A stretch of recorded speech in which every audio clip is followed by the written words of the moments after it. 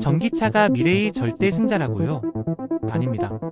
10년 뒤 판은 완전히 달라져 있을 겁니다. 전기세 폭탄, 겨울 주행거리 반토막, 배터리 원자재 위기. 이런 걸 감안하면 전기차만 바라보는 것 위험한 도박입니다. 오늘은 10년 뒤 승자는 전기차가 아니다라는 이유를 차근차근 보여드리겠습니다. 전기차는 친환경과 미래 산업의 상징처럼 떠올랐지만 현실적으로 드러나는 문제점은 결코 가볍지 않습니다. 가장 먼저 부딪히는 것은 겨울철 주행거리입니다. 실제 사례를 보면 기온이 영하 10도만 떨어져도 배터리 효율이 급격히 저하돼요. 주행거리가 30%에서 많게는 40%까지 줄어듭니다. 여름철에는 크게 느끼지 못했던 문제가 겨울이 되면 매일 출퇴근하는 사람들에게 곧바로 불편과 불안을 안겨주는 것이죠. 특히 난방을 켜야 하는 상황에서는 배터리 소모가 훨씬 더 빨라집니다.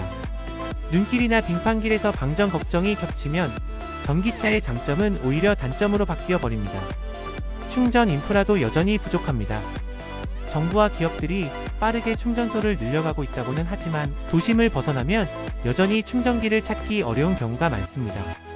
고속도로 휴게소에 설치된 급속 충전기도 10분 충전소라 불리지만 실제로는 차량 대수가 많아지면 긴 줄을 서야 하고 충전에 걸리는 시간까지 합치면 연료 주입 5분과는 비교가 되지 않습니다. 전기차를 오래 몰아본 사람들은 한 번쯤 시간 낭비가 너무 크다는 경험을 하게 됩니다. 또 하나는 전기세 문제입니다. 단순히 개인 가구의 전기세를 넘어서 국가 차원의 전력 수급을 고려해야 합니다. 한국만 해도 300만 대 이상의 전기차가 동시에 난방과 충전을 한다면 원전 2기에 해당하는 전력이 한 번에 소모됩니다. 이는 전기차 보급률이 일정 수준을 넘으면 곧바로 전력망 안정성 문제로 이어질 수 있다는 뜻입니다. 실제로 여름철 에어컨 사용량과 겨울철 난방 전력 수요가 겹치면 전기차 충전은 우선순위에서 밀려날 수도 있다는 우려가 나옵니다. 마지막으로 배터리 원자재 리스크를 빼놓을 수 없습니다. 전기차 배터리의 필수적인 리튬, 코발트, 니켈 가격은 최근 2에서 3년 사이에 2배 가까이 요동쳤습니다. 중국이 히토류와 원자재를 무기화하는 상황에서 안정적인 공급망을 장담하기 어렵습니다. 자동차 한 대의 가격이 배터리 가격에 따라 출렁이는 구조는 결코 건강한 시장이라 할 수 없습니다. 전기차는 친환경이라는 타이틀을 갖고 있지만 그 기초를 이루는 원자재 확보가 불안정하다면 결국 지속 가능성에 물음표가 붙을 수밖에 없습니다. 전기차의 한계가 드러나는 사이 다른 대항 기술들도 조용히 속도를 내고 있습니다. 가장 먼저 주목받는 것은 수소차입니다. 충전에 단 5분밖에 걸리지 않고 한 번 충전으로 600km 이상 달릴 수 있다는 장점은 장거리 운행이 많은 상용차와 버스, 트럭 분야에서 특히 두각을 나타내고 있습니다. 현대차의 넥소, 도요타의 미라이 같은 모델은 아직 판매량이 많지는 않지만 정부 차원의 인프라 지원이 확대되면 상황이 달라질 수 있습니다.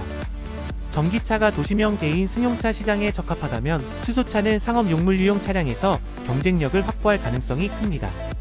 이미 일본과 한국은 수소 충전소 확대 계획을 발표하며 전기차 단일 체제를 넘어서는 준비를 하고 있습니다. 또 하나의 대안은 합성연료입니다. 합성연료는 이산화탄소와 수소를 결합해 만드는 연료로 기존 내연기관 차량에 그대로 사용할 수 있다는 장점이 있습니다. 즉, 현재 도로 위를 달리는 수억 대의 내연기관 자동차를 단숨에 친환경 차량으로 전환할 수 있다는 의미죠. 포르쉐는 이미 칠레에 대규모 이-퓨얼 생산 시설을 건설하며 10억 달러 이상을 투자했습니다. 유럽연합EU도 2035년 내연기관 판매 금지 정책을 추진하면서도 이-퓨얼을 사용한다면 예외를 인정하겠다는 신호를 보내고 있습니다. 이는 단순히 실험적인 기술이 아니라 실제 시장에 도입될 가능성이 높은 카드라는 뜻입니다. 그리고 우리가 익숙하게 알고 있는 하이브리드 차량 역시 여전히 강력한 존재감을 발휘합니다. 도요타와 혼다는 내연기관과 전기 모터를 동시에 활용하는 하이브리드 전략으로 꾸준히 글로벌 판매량 상위를 유지하고 있습니다. 전기차 충전 인프라가 완벽히 깔리지 않은 지역에서는 하이브리드가 오히려 현실적 선택이 될 수 있습니다. 일각에서는 하이브리드를 과도기적인 기술이라고 평가하지만 자동차 업계 내부에서는 오히려 장기 전략으로 자리 잡을 가능성도 크다는 분석이 나옵니다. 즉, 전기차가 유일한 길은 아닙니다. 수소차, 합성연료, 하이브리드 등 다양한 기술들이 동시에 속도를 내고 있으며 각기 다른 장점으로 전기차의 빈틈을 파고들고 있습니다. 미래의 자동차 시장은 단일 기술이 독점하는 구도가 아니라 다양한 기술이 공존하고 경쟁하는 다극체제가 될 가능성이 점점 커지고 있습니다. 자동차 시장의 미래를 결정짓는 것은 기술 그 자체뿐만 아니라 각국 정부의 정책 방향과 국제 경쟁 구도입니다. 먼저 유럽연합 EU는 2035년부터 내연기관 차량의 신규 판매를 전면 금지하겠다고 발표했습니다. 하지만 시간이 갈수록 이 규제에도 균열이 보이고 있습니다. 단순히 전기차만을 강제하기에는 현실적인 문제들이 너무 크기 때문입니다. 그래서 EU 내부에서는 합성연료 e-퓨얼을 사용하는 내연기관 차량은 예외적으로 허용하자는 논의가 활발하게 진행되고 있습니다. 즉 유럽도 전기차 단일 체제만으로는 시장과 소비자의 요구를 모두 충족시킬 수 없다는 사실을 인정하고 있는 셈입니다. 미국의 경우 인플레이션 감축법 IRA를 통해 전기차 구매자에게 최대 7,500달러의 세액 공제를 제공하면서 전기차 보급을 강력히 밀어주고 있습니다. 하지만 동시에 수소에너지 연구, 합성연료 개발에도 정부 자금이 꾸준히 지원되고 있습니다. 이는 전기차의 정책적 드라이브를 걸면서도 다른 가능성을 완전히 배제하지 않겠다는 전략입니다. 특히 미국은 에너지 패권을 지키기 위해 다양한 기술 카드를 동시에 쥐고 가려는 모습을 보여주고 있습니다. 아시아 국가들의 전략은 또 다릅니다. 한국은 배터리 산업에 강점을 가지고 있기 때문에 전기차와 배터리에 집중하고 있습니다. 다만 현대차그룹이 수소차 분야에도 발을 들여놓으며 배터리, 수소 투트랙 전략을 일부 병행하는 모습을 보입니다. 반면 중국은 전기차 배터리와 함께 희토류 자원을 무기화해 글로벌 공급망을 장악하려는 움직임을 보이고 있습니다. CATL 같은 초대형 배터리 기업을 앞세워 시장 점유율을 확대하는 동시에 원자재 수출을 통제함으로써 패권을 쥐겠다는 계산입니다. 일본은 독자적인 길을 택했습니다. 도요타와 혼다는 하이브리드 전략을 고수하면서 동시에 합성연료 개발에도 적극적으로 투자하고 있습니다. 즉, 일본은 전기차 올인보다는 기술 다변화를 통해 장기 생존을 도모하는 전략을 쓰고 있는 것이죠. 이처럼 각국은 저마다 다른 방향성을 취하고 있으며 결국 교훈은 하나입니다. 한쪽 기술에만 올인하는 것은 위험하다는 것입니다. 전기차가 지금은 중심축처럼 보이지만 국제 정세와 자원 문제, 정책 변화에 따라 언제든 그 판도가 바뀔 수 있습니다. 따라서 미래의 승부는 특정 기술이 독점하는 것이 아니라 여러 기술이 서로 견제하고 보완하는 구조 속에서 결정될 가능성이 높습니다. 이제 시계를 10년 뒤로 돌려보겠습니다. 많은 사람들이 전기차가 그때쯤이면 모든 시장을 장악할 거라 생각합니다. 하지만 실제 미래는 그렇게 단순하지 않습니다.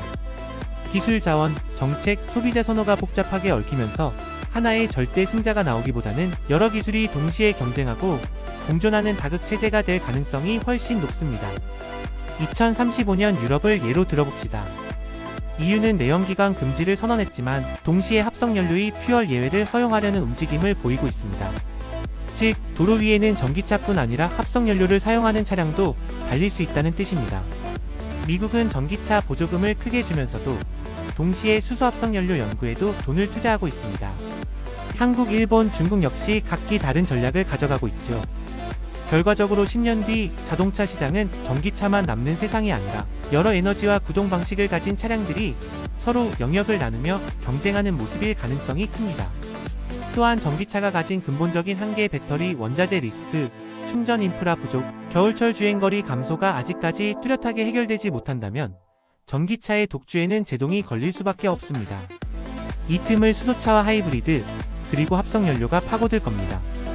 특히 물류나 장거리 운송 같은 분야는 전기차보다 수소가 유리하고 이미 도로 위에 수억 대가 굴러다니는 내연기관 차량은 합성연료로 수명을 연장할 수 있습니다.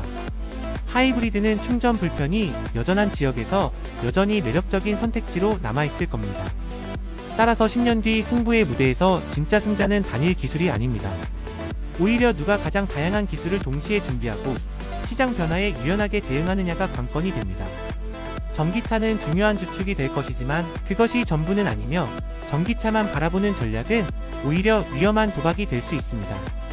미래는 한쪽에 올인한 자가 아니라 다각화된 전략을 가진 자에게 기회를 줄 것입니다. 오히려 전기차, 수소, 합성연료, 하이브리드가 동시에 경쟁하는 다극체제가 펼쳐질 겁니다. 전기차 올인, 위험합니다. 여러분은 어떤 승자를 선택하시겠습니까?